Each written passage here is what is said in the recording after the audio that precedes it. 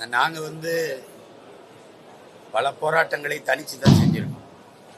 இப்போ இதே கருத்தை இவங்க இப்போ தான் பேசுகிறாங்க. நான் 2003ஆம் ஆண்டே நான் இதுக்கு அறிக்கை விட்டு இந்த கருத்துக்கு எதிராக நான் பேசுனது இருக்கேன். அரசு முன்னெடுக்கிற இதை எப்பவுமே நான் இந்த கட்சிகள் ஆட்சிகள் இந்த கருத்துக்களை நான் நம்புறதில்லை. ஏன்னா நீண்ட காலமாக நம்பி ஏமாந்த ஒரு இனத்து கூட்டம் நாங்கள். அதனால இதே கோரிக்கையை வலியுறுத்தி நாங்கள் தனிச்சு தான் போராடுவோம். அந்த கூட்டத்தில் நாங்கள் பங்கேற்க மாட்டோம். நான் தனிச்சு தான் போராடுவோம்.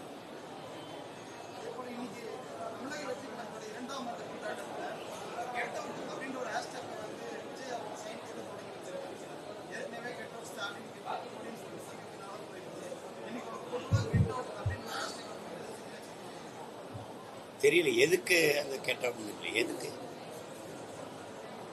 கெட் அவுட்னா எது? இப்ப இந்தியா இல்ல எதுன்னு எப்படி புரிஞ்சுக்கணும்?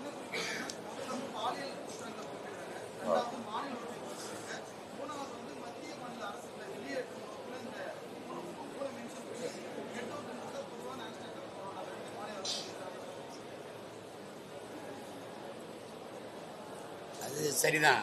அப்புறப்படுத்த வேண்டியவற்றை வெளியேற்றணும்னு சொல்றாங்க. அது சரிதான். அது சரிதான்.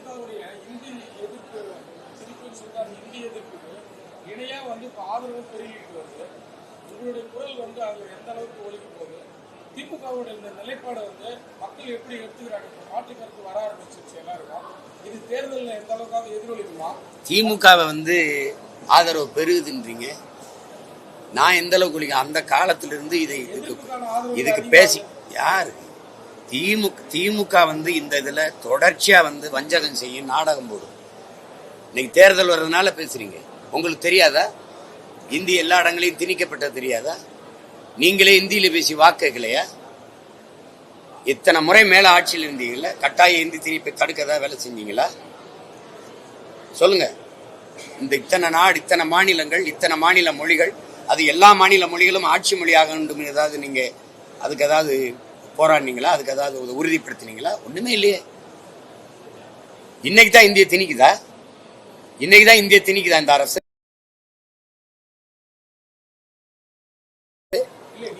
இன்னைக்குதான் இந்திய திணிக்குதா?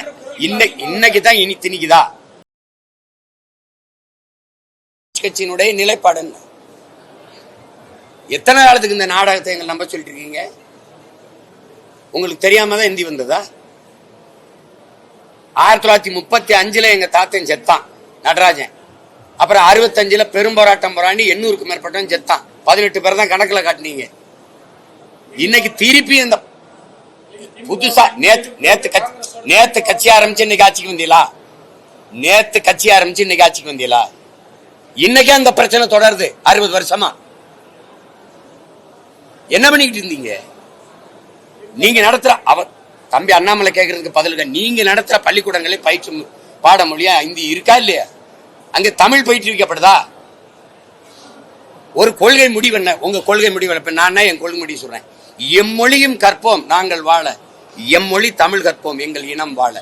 உலகத்தில் எந்த ஒரு தேசிய இனத்திற்கும் கொள்கை மொழி அவரவர் தாய்மொழியா தான் இருக்கணும். அது தெலுங்கோ, கன்னடமோ, மலையாளிமோ அவரவர் நிலத்தில். ஆனால் விரும்பினால் எம்மொழியும் கற்போம். உலக மொழிகள் எல்லாத்தையும் கற்போம். அது டச்சு வேணுமா, ஸ்பானிஷ் வேணுமா, ஜெர்மன் வேணுமா, எது வேணுமோ கத்துக்குருவோம். பிரெஞ்சு வேணுமா கத்துக்குவோம். அந்த மாதிரி ஒரு முடிவில்லையே. இருமொழி கொள்கையில அதுல எம்மொழி எங்க இருக்கு? இருமொழி கொள்கையே இந்தி இங்கிலீஷ்னு ஆயிருச்சு. மும்மொழி கொள்கையில அந்த கொள்கையாளர்கிட்ட கேட்கிற கேள்வி எம்மொழி கற்க வாய்ப்புங்க எங்க இருக்கு? நீங்களே சொல்றியா எல்லா தனியார் பள்ளியும் தமிழ் பாடமொழியா கூட எடுத்தாச்சு, பயிற்று மொழியா ஆங்கிலம் வந்துருச்சு, பாடமொழியா இந்தி வந்துருச்சு. எங்க தமிழ் இருக்கு? சும்மா நீங்க தமிழ் நீங்களே நடத்துற விளையாட்டுப்படி சதுரங்க விளையாட்டு கிடையாது. நம்ம செஸ் தான், நம்ம சதுரங்க விளையாட்டு கிடையாது. கேலோ இந்தியா தான். நீங்களே எல்லாத்துலயும் நம்ம ஸ்கூல் தான். ஏன் நம்ம பள்ளி கிடையாதா? நம்ம சென்னை தான். இப்ப இப்படியே வாங்க சென்னைக்கு, கடற்கரைக்கு. நம்ம தமிழருக்கு சென்னை இங்கிலீஷ் இருக்கு. நீ தான் தமிழ் வளர்க்கறதா? எதையாவது சொல்லிட்டு இருக்காதீங்க. இங்க பாருங்க இந்த நாடகத்தை நினைவு தெரிஞ்ச நாள்ல இருந்து பார்த்துட்டு இருக்கோம் நாங்க. இப்படியே இந்த ஏமாற்று நாடகத்தை தேர்தல் வரணும்னா அவ இந்திய திணிக்கணுங்கிறது, இவர் எதிர்க்கணுங்கிறது. எத்தனை நாளைக்கு இந்த நாடகத்தை நீங்க எங்க ஊர்ல போடுவீங்க? தமிழ் சமூக, தமிழ் இன பிள்ளைகள், தமிழ் தேசிய இன பிள்ளைகள் அடிமை நிலையிலிருந்து விடுதலை பெறணுங்கிற அந்த விழிப்புணர்வு பேரெழுச்சியா உருவாக்கிட்டு இருக்கு. குறுக்க போட்டு விளையாட்டு கட்டிக்கிட்டு கூடாது. இதெல்லாம் இவருக்கு தெரியாது. இந்த மக்கள் தொகை அடிப்படையில் தொகுதி பிரிப்புங்கிறது எப்ப வந்தது சொல்லுங்க. அப்ப எதுக்காம என்ன பண்ணீங்க? 2023 செப்டம்பர் மாசம் இதே மாதிரி பத்திரிகையாளர்கிட்ட நான் பேசுறது இருக்கு. உங்களுக்கு வலைவெளி நான் அறிக்கை விட்டது, எதிர்த்து இது பண்ணது இருக்குது. அப்பெல்லாம் என்ன பண்ணீங்க? இப்ப பேச வேண்டிய தேவையா வருது? ஏன்னா இப்ப தேர்தல் வருது. அத தொடங்கும் போது எல்லாமே நீட்டை கொண்டு வந்தது யாரு? காங்கிரஸ். கூட இருந்தது யாரு? நீங்க. ஜிஎஸ்டி கொண்டு வந்தது யாரு? காங்கிரஸ். கூட இருந்தது யாரு? நீங்க. என்ஐஏ கொண்டு வந்தது யாரு? காங்கிரஸ். கூட இருந்தது யாரு? நீங்க. எல்லாமே நீங்க கொண்டு வந்ததானே. நீங்க பெத்து பேர் வச்சீங்க, அவர் நல்லா ஊட்டமா உணவு கொடுத்து வளர்க்கிறாரு. வேற என்னது? திடீர்னு வந்து நீட்டுங்கிறது, அதை ஒழிப்புங்கிறது, இப்ப எங்களால ஒழிக்க முடியாதுங்கிறது. அப்ப சொல்லிருக்கணும்ல, காங்கிரஸ் தலைமையிலான கூட்டணி நாங்க வந்தாதான் ஒழிக்க முடியும் நீங்க சொல்லிருக்கணும்.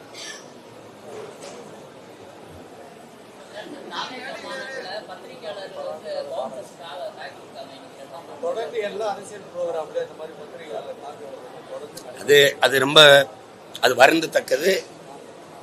அது யாரும் அதை வரவேற்க முடியாது, வருந்தத்தக்கது.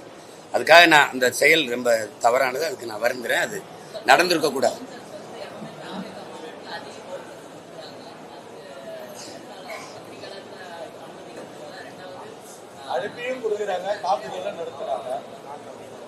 நீங்க ஏன் இவ்வளவு பாதுகாப்பு ஆட்கள் இருக்கிறாங்க அப்படிங்கறத நீங்க என் தம்பிட்டு தான் கேட்கணும்.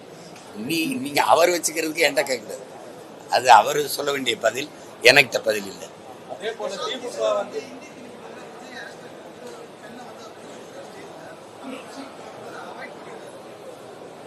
தம்பி, இங்க நீங்க ஒன்றை தெரிஞ்சுக்கணும். இப்போ இங்க இருக்கிற எல்லாருமே நீங்க கும்மிடி பொண்டிய தாண்டா வாழ முடியாது, அங்க போனா கழிவற முடியாது, இந்த பானி பிரிதிங்க முடியாது. ஏதாவது ஒரு வலுவான காரணம் இருக்கா? இத்தனை காலங்கள் இந்த நிலப்பரப்பில் நாங்க இந்தியை இல்லாம வாழ முடியாம இருந்தோமா? இந்தியை வச்சுதான் வாழ்ந்துகிட்டு இருந்தோமா? இதெல்லாம் நீங்க ஆழ்ந்து பார்க்கணும். ஒரு கோட்பாடு தான். அவர்கள் மொழியை எங்கள் மீது திணிக்க போராடுறாங்க, நாங்கள் அதை தடுத்து எங்கள் மொழியை மீட்க காக்க போராடுறோம். இது தவிர்க்க முடியாத போர். இதை நீங்க புரிஞ்சுக்கணும். பிரசாந்த் கிஷோரை நான் பாராட்டுறேங்கிறேன். அவர் மொழியை அவர் கெட் அவுட்டோ ஹெய்ட்டோ சொல்றதுக்கு அவர் தயாரா இல்ல. உங்களுக்கு நான் சொல்றது விளங்குதுன்னு நினைக்கிறேன். அப்ப நான் என் மொழியை அழிய விட, இன்னைக்கு நீதிபதி ரமணா அவர்கள் பேசியிருக்கிறத பாருங்க. ஆந்திரால அவரவர் தாய்மொழியை தம்பி, உலக வரலாறு தானே சொல்றோம். மொழி அழிந்தால் இனம் அழிஞ்சிரும். அது திரும்ப சொல்றேன். போர் நடத்தி நீங்க ஒரு நாட்டை அழிச்சிட்டு கூட மொழியை வச்சுட்டு ஒரு இனத்துல ஒரு 10,000 பேர், 20,000 பேர், 1000 பேர், 2000 பேர் விட்டா கூட அந்த இனம் உயிர்ப்பிச்சிடும். ஆனால் மொழி அழிச்சிட்டீங்கன்னா எவ்வளவு பெரிய நிலப்பரப்பு இருந்தாலும் அந்த இனம் வாழாது, அந்த நிலமும் இருக்காது. அப்ப அதுதானே முக்கியம். உலக வரலாறு உங்களுக்கு என்ன கற்பிச்சிருக்கு? ஒரு நாட்டை அழிக்கணுமா, நீ போர் தொடுக்க வேண்டியதில்லை, யானைப்பட குதிரைப்பட வேண்டியதில்லை, பீரங்கி துப்பாக்கி வேண்டியதில்லை, ஒரு உயிரை கொள்ள வேண்டியதில்லை, ஒரு துளி ரத்தம் சிந்த வேண்டியதில்லை. ஆனால் அழிக்க முடியும். முதல்ல அவன் மொழி அழித்து விட்டால் அவன் கலை இலக்கிய பண்பாடு அழிந்து விடும், அவன் அடையாளம் அழிந்து விடும், இனம் அழிந்து விடும், நாடு அழிந்து விடும். இதான் உலகம் முழுமைக்கு வரலாறு நமக்கு உணர்த்தி இருக்கிற பாடம், படிப்பினை. அந்த நிலை எனக்கு வர தம்பி. நான் இமய வரை பரவி இருந்தேனா இல்லையா? இமயத்தில் கொடிய நட்டான், இமய வரம்பு நெடுஞ்சரணா ஊரா நாட்டில் நட்டானா? தெற்காசிய முழுமைக்கும் பரவி வாழ்ந்தவர்கள் தமிழர்கள்னு நானும் நீங்களும் பேசல. ஹார்வர்ட் பல்கலைக்கழக பேராசிரியர் பெருமக்கள் டோனி ஜோசப்பும் ரிச்சர்டு மார்டினும் தன் ஆய்வு கட்டுரை நிறுவுறான். அப்ப அவ்வளவு தூரம் வாழ்ந்த நான் இப்படி காலடியில் எப்படி குறுகனே? இப்படித்தான் மொழி சிதைவு, பண்பாட்டு படையெடுப்பு. என் மொழியை சிதைச்சு அழிச்சதுனால கன்னடன், தெலுங்கன், மலையாளி, துளுவனா, தமிழன் சிதைஞ்சு போயிட்டான். வடக்க இருந்து குறுகி காலடியில கிடக்கிறேன். இப்ப நீ மறுபடியும் 90 விழுக்காடு நான் இங்கிலீஷ் கலந்து தங்கிலீஷா இருக்கேன், மேற்கொண்டு இந்திய தள்ளுறேன். இப்ப நீ இந்திக்காரன் வந்துட்டு அவனோட எப்படி பேசுவாங்க? ஏய், நான் வட இந்தியாவுக்கு வரணும்னா இந்தி கத்துக்கிட்டு வரணும்ன்ற, அவன் இங்க விரும்ப தமிழ் கத்துக்கிட்டு வர மாட்டானா? எப்படி இருக்கு? ஏண்டா தமிழன் காசு வேணும், தமிழ் வேணாமா உங்களுக்கு? இதெல்லாம் தேவையில்லாதது. இதை திருப்பி பேசிக்க வேண்டியது இல்ல. இந்த கட்சி, இந்த ஆட்சி யாரையும் நான் நம்ப தயாரில்ல. நான் இருக்கிற வர இங்க பாருங்க, நாங்களும் எங்கள் படையும் இருக்கிற வர இந்த இந்தி படி, இந்த கிந்தி படியெல்லாம் பேசிட்டு அது சாத்தியம் இல்லை, நடக்காது. இன்னைக்கு ஏதோ சாதாரண ஒரு கூட்டம், சின்ன கூட்டம் நினைச்சிட்டு சேட்டை பண்ணி தலையாதீங்க. நீங்க இப்பவும் சொல்றேன், நீ பரந்தூர்ல விமான நிலம் கட்டிட்டு பார்ப்போம். இப்பவும் சொல்றேன், 8 வழிச்சாலை போட்டு இந்த சிப்காட்டுக்கு நிலங்களை கையை படுத்திருந்தா பார்ப்போம். பேசலாம், சும்மா பேசலாம்.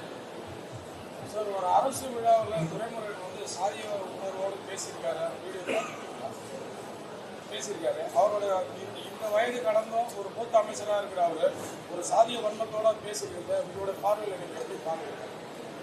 வேற எந்த ஒரு சாதிய தலைவர்களும் அதுக்குள்ள கருத்து தெரிவிக்கல, எதிர்ப்பு தெரிவிக்கல. இது பெரியாரினுடைய சாதி ஒழிப்புல வருது. இதெல்லாம் அத நான் ஒன்றும் சொல்ல முடியாது. நான் மிகவும் பெரிதும் போற்றி மதிக்கிற ஒரு தலைவர் அவரு. அதனால இதுல கருத்து இல்லை. உங்களுக்கு வருத்தமா இருந்தா கண்டிங்க, நான் வருந்துறேன், அவ்வளவுதான். அந்த மாதிரி செய்தியை எங்க ஐயா பதிவு பண்ணது வருத்தமா இருக்கு, நான் வருந்துறேன், அவ்வளவுதான் என்னால சொல்ல முடியும்.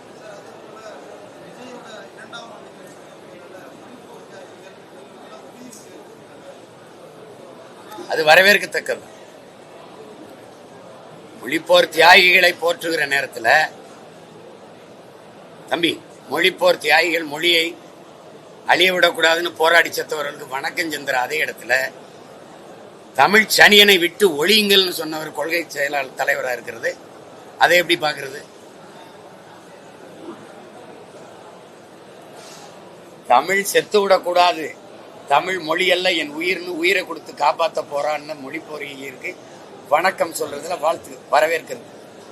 இந்த தமிழ் சனியனை ஒழியுங்கள் சொன்னவரை கொள்கை தலைவராக இருக்கிறது எப்படி பாக்குறது? ஏதாவது ஒரு பக்கம் தான் நிக்கணும். என்ன சொல்றது புரியுதா? மொழி எங்கள் உயிர்னு போராடின மொழிப்போர் ஈகியர் பக்கம் நிக்கணும். தமிழ்ல என்ன இருக்குது? என்ன இருக்குது? எடுத்தா படிச்சா பிச்சை விட எடுக்க முடியாது. தமிழ் ஒரு சனியன், விட்டு ஒழிங்க. தமிழோட ஆங்கிலம் கலந்து பேசுங்க. தமிழ ஆங்கிலத்தில் எழுதுங்க.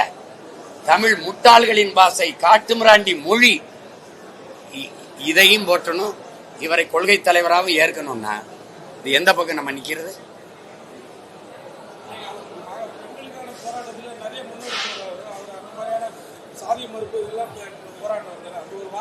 அதுதான் இப்ப நீங்க கொஞ்சம் அங்க இருக்கு, இப்படி கிட்ட வாங்க.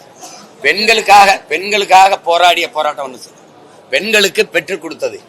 அதுக்கு முன்னாடி எங்கள் முன்னவர்களா பெண்களை அடிமைப்படுத்தி வச்சிருந்தார்களா? பெண்களுக்கான சுதந்திரம் இல்லையா? 300க்கும் மேற்பட்ட பெண்பார் புலவர்கள் வந்தது எப்படி? 90 விழுக்காடு தமிழர்களின் குலதெய்வமா பெண்கள் இருந்தது வந்தது எப்படி? பெண்களையே காப்பிய நாய்களா வச்சு இவ்வளவு காவியங்களை பாடினது எப்படி? சொல்லுங்க. பெண்களுக்காக பெண்களின் உரிமைக்காக இந்த ஆர்ப்பாட்டம், இந்த போராட்டம், அப்படி ஏதாவது பெண்களுக்கு பெற்றுக் கொடுத்த உரிமை நான் சொல்லவா? சேலத்தில் 1971 நடந்த மாநாட்டில் 3வது தீர்மானம், கணவனோடு வாழ்ந்து கொண்டிருக்கிற ஒரு பெண் வேறொரு ஆண்மகனோட விருப்பம் ஏற்பட்டு அவரோட போய் உறவு வைத்துக் கொண்டால் அதை குற்றமாக கருதக்கூடாது. இதான பெண்களுக்காக பெற்றுக் கொடுத்த உரிமை. வேற ஏதாவது இருக்கா? வேற ஏதாவது இருக்கா? போராடினது எது? எத்தனை போராட்டம்? அந்த காலகட்டத்தில் பெண்களும் மற்ற ஜாதிகளும் இந்து ஒன்னா சமநிலையா இருந்ததா? அதுக்காக அவர் குரல் கொடுக்கவே இல்லையா? போராடவே இல்லையா? என்னன்னு சொல்ல மாட்டீங்களே. போராடவே இல்லையா? எல்லாருமே போராடலைங்கிறீங்க. யாரு போராடல? சிவானந்தன், சிங்காரம் எல்லாம் பெண்ணி உரிமைக்கு போராடல. யாருமே எங்க முன்னோர்கள் போராடல. இந்த பாரதின்னு ஒருத்தர் இருக்காங்கல்ல, 1921 இறந்துறான். இவர் 30க்கு மேலதான் பேசவே ஆரம்பிக்கிறாரு. அதுக்கு முன்னாடியே மாதர் தம்மை எளிவிசையும் மடமை கொளுத்தோன் பாடித்தான். பட்டங்கள் ஆள்வதும் சட்டங்கள் செய்வதும் பாரினில் பெண்கள் ஏற்ற வந்தோம், 8 அறிவினில் ஆணுக்கு இங்கே சற்றும் இழைப்பினை கால் என்று கும்மியடின் பண்ணன. அது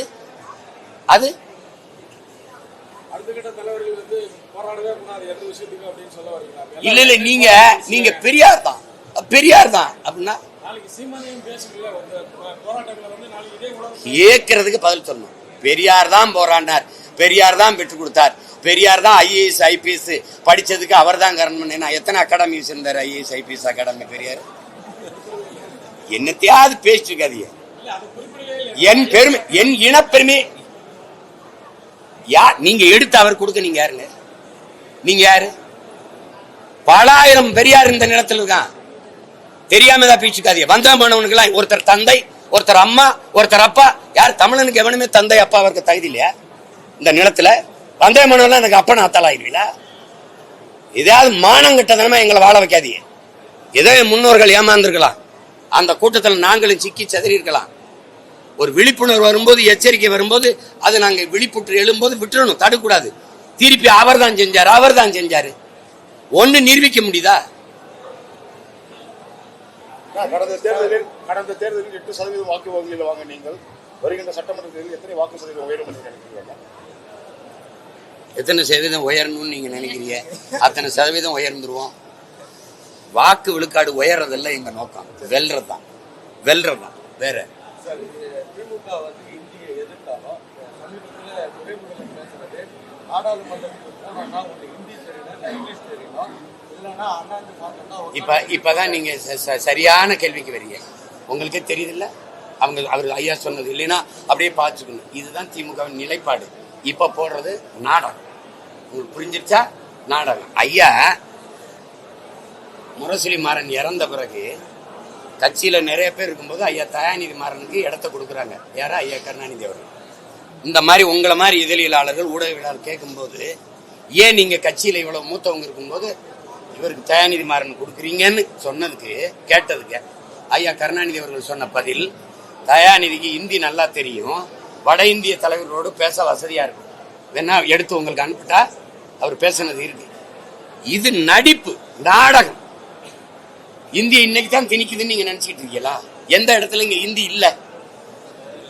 உங்க கட்சிக்காரருக்கு இந்தி எது இங்கிலீஷ் எது தெரியல, ஏறி போய் இங்கிலீஷ் கீழே இருக்க இங்கிலீஷ் அழிச்சு வச்சுட்டு வந்திருக்காங்க. என்ன சிரிக்கிறீங்க? கேள்வி கேட்கிறீங்க, பதில் சிரிக்கிறீங்க. கொடுமைதான். எத்தனை காலத்துக்கு நம்புவீங்க சொல்லுங்க? என்னைக்கு நீங்க உங்களை நம்புவீங்க? இவங்களை நம்பி நம்ம நாடு ரோட்ல இன்னைக்கு 65 வருஷத்துக்கு முன்னாடி நம்ம தாத்தனும் பாட்டனும் போராடி சேர்த்திருக்காங்க. மறுபடியும் இன்னைக்கு அதே பிரச்சனை நமக்கு கையளிக்கப்பட்டுருச்சு. இந்த மக்கள் தொகை அடிப்படையில் தொகுதிகள் பிரிக்கப்படுங்கிறது இப்ப இல்ல, ரொம்ப முன்னாடியே வந்துருச்சு. அன்னைக்கே அது சண்டை போட்டு நிறுத்திருக்கணும்.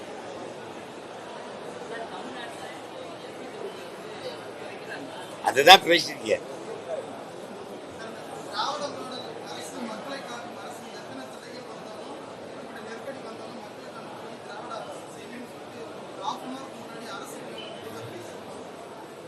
என்ன நெருக்கடி? இவர்கள் அரசால மக்களுக்கு இருக்கிற நெருக்கடியை யார் தடுக்கிறது? என்னை பாருங்க, கேள்வி கேட்டீங்க. இவர்கள் ஆட்சி அரசால மக்களுக்கு ஏற்படுற நெருக்கடியை யார் தடுக்கிறது? என்ன நெருக்கடி வருது? பிரச்சனைகள், நெருக்கடிகள் எல்லாமே நீங்க தான். அதை யார் தடுக்கிறது? தற்போது அரசால் ஆரம்பிக்கப்பட்டுள்ள முதல்வர் மருந்தகத்தை பற்றி உங்களுடைய கருத்து? முதல்வர் மருந்தகத்துல அதை பற்றி உங்களோட கருத்து என்ன? அதுல எனக்கு ஒன்றும் கருத்து இல்லை. அதுல ஒன்றும் கருத்து இல்லை. நேற்றே சொல்லிட்டேன். மருந்தகம் தொடங்குறாங்கன்னா அப்ப நோயாளிகள் அதிகம் இருக்காங்கன்னு தான் அர்த்தம். நோயாளிகள் இல்லாத ஒரு சமூகத்தை உருவாக்க போராடுவதா நல்ல தலைவருக்கோ நல்ல முதல்வருக்கோ அழகா இருக்கும். ஒழிய நோயை குணப்படுத்த மருந்து கொடுக்குறது, நோய் உருவாகாத சமூகத்தை உருவாக்கு. ரெண்டு கட்சியில பெரிய பிளவுகள்லாம் இருக்கு. அதிமுக ரெண்டா பிரிஞ்சிருக்கு, அதுலயும் இன்னும் 2 பிரியுது. இந்த நேரத்தில் உங்களுக்கான ஒரு நல்ல வாய்ப்பு இல்லையா? உங்களோட கூட்டணி முயற்சி ஏதாவது செய்யலாமே, இன்னும் தனித்து போராடுறது, இன்னொரு ஸ்ட்ராட்டஜி எப்படி நல்லா இருக்குன்னு எதிர்பார்க்கலாம். நான் கூட்டணி வைக்கலைன்னு உங்களுக்கு யார் சொன்னது? நீங்க கட்சிகளோட தலைவர்களோட கூட்டணி வைக்கிறது தான் கூட்டணின்னு நினைக்கிறீங்க. இந்த கட்சிகளுக்கெல்லாம் வாக்கு செலுத்துறது யாரு? மக்கள். மக்களிடமிருந்து மக்களுக்காக வந்த பிள்ளைகள் நாங்கள். நான் தான் இந்த நிலத்தில் பெரிய கூட்டணி வச்சிருக்கேன். 8 கோடி மக்களை எங்களோட அவங்களை நம்பி கூட்டணி வச்சிருக்கிறது நான் தான். தினந்தோறும் பிரச்சனைகளை சொல்றீங்கல்ல, ஐயா இந்த வீடை இடிக்க வரான், ஐயா இங்க மின் விளக்கு எரியல, ஐயா இங்க சாலை இல்லை, ஐயா நாங்க 14,000 பேர் படிச்சுட்டு ஆசிரியர் தேர்வு எழுதிட்டு பணி நியமனத்துக்கு காத்திருக்கோம், ஐயா இந்த செவிலியர் பணி நிரந்தரம் இல்லை, போக்குவரத்து தொழிலாளர்களுக்கு பிடித்த ஊதியம் தரல, தினம் பிரச்சனை இருக்குல்ல. இப்ப வரைக்கும் மீனவனை கைது பண்ணிட்டு இருக்கான். இந்த ஒவ்வொரு பிரச்சனையை எடுத்துக்கிட்டு கண்ணீரோடும் கவலையோடும் அந்த வீதியில இருந்து கதறாங்கல்ல, இந்த மக்கள் எல்லாரோடும் நாங்க கூட்டணி வச்சிருக்கோம். மிகப்பெரிய கூட்டணி இந்த நிலத்தில் வச்சிருக்கிறது நாங்க தான். அதே போல இந்தியை வந்து கல்வியில சேர்க்கல அப்படின்னாக்கா தமிழக அரசு எழுதுறது 500 கோடி இல்ல 5000 கோடின்னு சென்ட்ரல் மினிஸ்டர் ஒரு வார்னிங் கொடுத்தாரு. அப்ப நான் அத இழக்கிறது இவங்க எப்படி முடிவெடுப்பாங்கன்னு தெரியல. 5000 கோடி இழக்கிறது ஒரு மாநிலத்தினுடைய மொத்த வரிவாயும் நீ இழந்துருவ. என்னை மாதிரி ஒருத்த உட்காந்துட்டா நீ என்ன என் காசை எடுத்துக்கிட்டு உன்ட்ட நான் வந்து கெஞ்சணுமா? இதுக்காடா போராடி நாங்க சுதந்திரம் பெற்றோம்? இதுக்கா என் முன்னோர்கள் தூக்கல தொங்குனா? இதுக்கா செக்கெழுத்து சிறை விட்டு வதப்பட்டு மிதிப்பட்டான்? இதுக்கா இந்த சுதந்திரத்துக்கா வெள்ளக்காரனை விரட்டி விட்டு உனக்கு அடிமையா இருக்கிறதுக்கா நாங்க போராடணும்? என்னது இது? காசு ஏதோ பரம்பரை சொத்தை வச்சுட்டு எங்களுக்கு கொடுக்குற மாதிரி போயிட்டு இருக்கிறீங்க. எங்க வரி வருவாய்? உழைக்கும் மக்கள் நாங்க கட்டினது வருவாய். இங்க பாருங்க, நீங்க இந்த ஜிஎஸ்டி சரக்கு மற்றும் சேவை வரி 100 நாள் வேலைக்கு போற நம்ம அம்மா பெரியம்மா சின்னம்மா நம்ம அக்கா தங்கச்சி அரிசி பருப்பு உப்பு ஊறுகாய் பால் நெய்க்கு என்ன வரி கட்டுறாங்களோ அதேதான் அதானி அம்பானி கொண்டாட்டியும் கட்டுறாங்க. வரி ஒன்னா இருக்கு, வாழ்க்கை தர ஒன்னா இருக்கா? இல்ல. அப்புறம் நாங்க உழைக்கும் மக்கள் உனக்கு வரியை கொடுத்துருவோம், பெரு வெள்ளத்துல சிக்கிச்சாவோம், ஒரு பேரிடர் விவசாயம் எல்லாம் நாசமாயிரும். அந்த பேரிடர் காலங்களில் எங்களுக்கு உரிய நிதியை தர மாட்டீங்க. நீங்க ஆசிரியர்களுக்கு நிதி சம்பளம் கொடுக்க காசு இல்லைம்பாங்க. இந்த அரசு பேசுறதை நீங்க கணக்கில் எடுக்காதீங்க. ஒவ்வொரு ஆண்டும் இப்ப பாருங்க, இந்த நிதிநிலை அறிக்கைக்கு தயார் பண்ணிட்டு இருக்காங்க. 100 கிலோ அல்வா கிண்டிக்கிட்டு இருப்பாங்க. நீங்க வந்து பாருங்க, இது சிரிக்கிறீங்க. நீங்க அறிவிப்பை பாருங்க, என்ன தேர்தல் வரப்போதுல எல்லாம் காதுல லிட்டரா தேனை ஊத்துவாங்க. நீங்க படிக்கும்போது பாப்பீங்க. 4 வருஷம் முடிஞ்சு போச்சு. 8,50,000 கோடி கடனாயிருக்கு. இந்த நிதி இந்த கடனை வாங்கி என்ன செஞ்சீங்க? ஐயோ காசு இல்ல அப்படின்னு இந்த கடனை வாங்கி என்ன செஞ்சீங்க? இப்ப ஐயா முதல்வர் ஸ்டாலின் சொல்லியிருக்காருங்க, மாநில அரசு நிதிகளை மத்திய அரசு வந்து ஒதுக்காவிட்டால் மாநில அரசு வரியை கட்டாது அப்படின்னு. அதை பத்தி உங்களுடைய கருத்து என்ன? இதை ரொம்ப நாளா சொல்லிக்கிட்டு இருக்கிறது நான் தான். நான் சொல்லும் போது இவர் உணர்ந்துதான் பேசுகிறாரா, அறிவோடு தான் பேசுகிறாரா, இதெல்லாம் சாத்தியமா அப்படின்னு பேசினாங்க. இப்ப அவர் சொல்லுவார் செய்ய மாட்டார். நாங்க சொல்ல மாட்டோம், செஞ்சிருக்கோம். 2 பேருக்கு வித்தியாசம் புரியுதா? இதுதான் பிரச்சனை.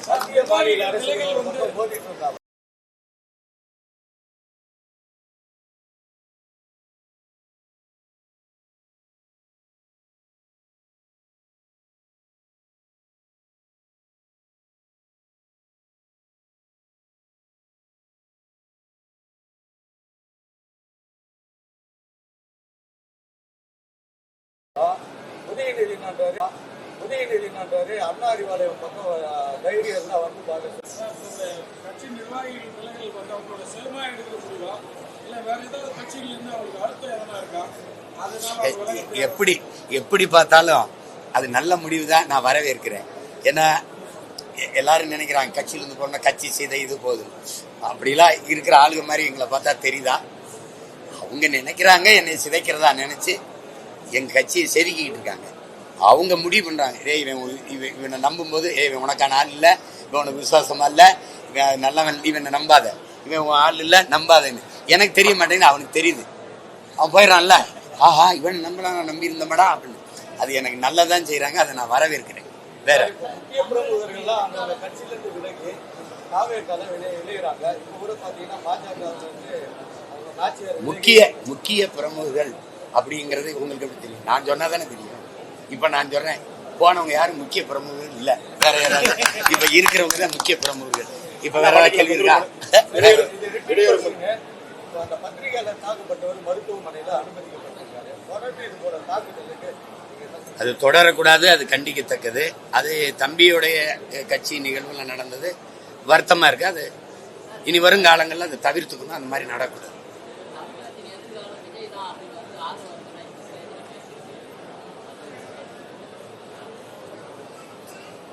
தமிழ்கால அது தம்பியா ஒரு தம்பியே இன்னொரு தம்பி சொல்றாரு, வரவேற்போம். எதிர்காலம் நல்லா இருக்கட்டும், தமிழகத்திற்கு நிறைய நல்ல எதிர்காலம் வந்தா சரிதானே, மகிழ்ச்சி தானே. அவர் அந்த கட்சியில் இருக்கிறவரு. இப்ப நீங்க இப்ப என் தங்கச்சி இருக்கு, தமிழகத்தின் இருண்ட காலம் எங்க அண்ணன் சொல்லுமா? நீங்க சொல்லுங்க. இருப்பா கேளுங்க. அந்த கட்சியில இருக்கிறாரு, அவரே என்ன சொல்லுவாரு? தமிழகத்தின் எதிர்காலம் எங்கள் தலைவர் தான், அப்படிதானே சொல்லுவாரு.